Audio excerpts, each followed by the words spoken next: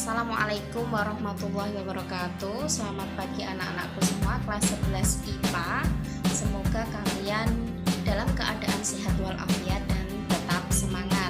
Meskipun kita belajar daring lagi, kalian pun harus tetap semangat. Oke, baiklah. Pada pagi hari ini Bu Aris akan menjelaskan bab 1 mengenai kesetimbangan benda tegar.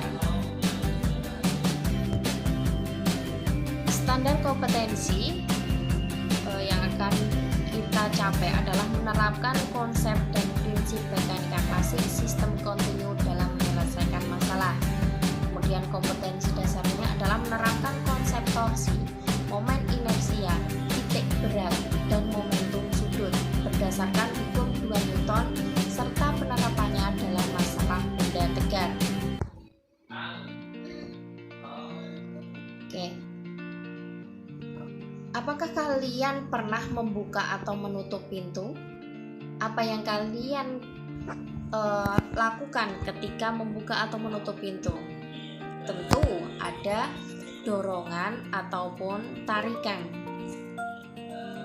Dan ada gesekan atau perubahan jarak ketika pintu itu terbuka ataupun tertutup. Karena daun pintu akan bergerak, ya, sehingga di situ ada jarak. Nah, itulah yang akan kita pelajari. Yang pertama adalah torsi, di mana torsi atau momen gaya merupakan hasil perkalian antara gaya dengan lengan gaya. Di mana torsi ini sama dengan R kali F. Nah, jika gaya atau F yang bekerja pada jarak R arahnya tidak tegak lurus terhadap sumbu rotasi putar benda, maka besar torsi pada benda ditambahkan dengan sin theta. Nah, tetapi jika arahnya tegak lurus, maka tetap torsi sama dengan F kali R.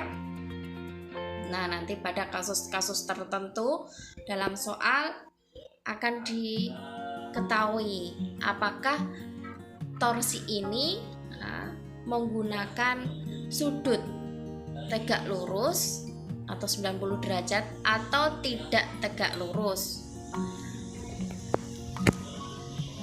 Oke.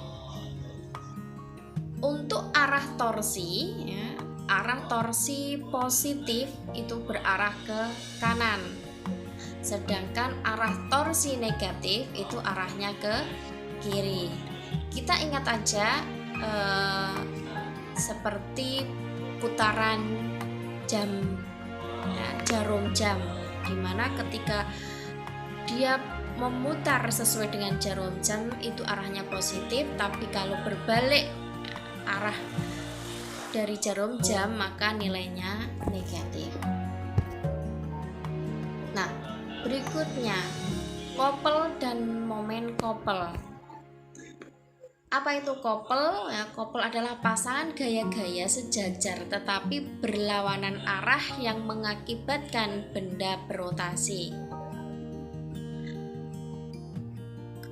Kopel di sini itu misalkan ada sebuah garis dan ada gaya, ada 2 buah gaya yang berpasangan. Yang satu arahnya ke atas, yang satu arahnya ke bawah. Nah, ada 2 buah gaya yang sejajar berlawanan arah, itu adalah kopel. Nah, kopel terdiri atas 2 buah gaya, di mana dipisahkan oleh jarak tegak lurus garis kerja, ya, kedua gaya tersebut. Nanti contohnya arah ke atas, ke bawah, ke kanan, ke kiri, itu adalah kopel. Momen couple, besarnya couple dinyatakan dalam momen couple, di mana didefinisikan sebagai perkalian antara gaya dengan jarak kedua gaya. Jarak kedua gaya berarti antara gaya pertama dengan gaya kedua, jaraknya berapa, itulah momen couple ya, dikalikan dengan gayanya. Untuk arah momen couple itu juga sama dengan arah torsi, dimana ketika dia searah dengan jarum jam maka nilainya positif, dan berlawanan dengan arah jarum jam nilainya negatif. Momen couple dilambangkan dengan M besar. Momen couple dengan satuan Newton meter. Nah, kemudian gaya kita tahu gaya adalah F dengan satuan Newton dan R adalah jarak. Kemudian D itu adalah jarak antara R1 dengan R2.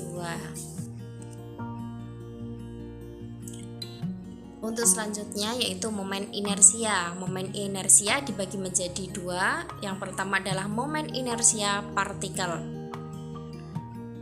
Pernahkah kita bermain memutar tali yang ujungnya dikasih batu? Maka putaran tali tersebut sehingga akan membuat batu itu melingkari titik pusat. Nah, titik pusat dari gerakan batu. Momen inersia di sini pada sebuah partikel di mana memiliki massa dan kemudian melakukan rotasi atau gerak orbital pada jari-jari lintasan R, itulah yang disebut dengan momen inersia atau dilambangkan dengan I besar sama dengan mr kuadrat.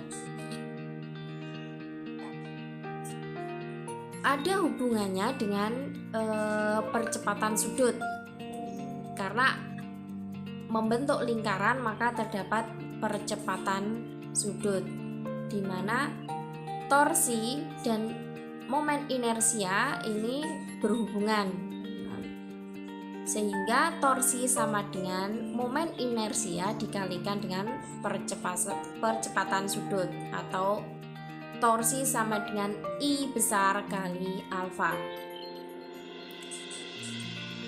Yang kedua, momen inersia pada benda tegar. Apa itu benda tegar? Benda yang tidak mengalami perubahan bentuk atau volume akibat bekerjanya gaya pada benda tersebut. Jadi, ketika benda yang berputar itu adalah benda tegar atau yang tidak berubah, maka momen inersianya pun memiliki rumus-rumus tertentu.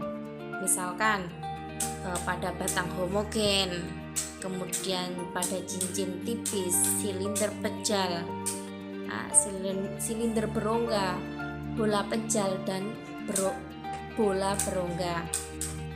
Nah, pada benda-benda tersebut maka momen inersia memiliki nilai atau rumus-rumus tertentu. Demikian yang Bu Ari sampaikan untuk pelajaran hari ini, baik itu mulai dari couple, momen couple, dan momen inersia.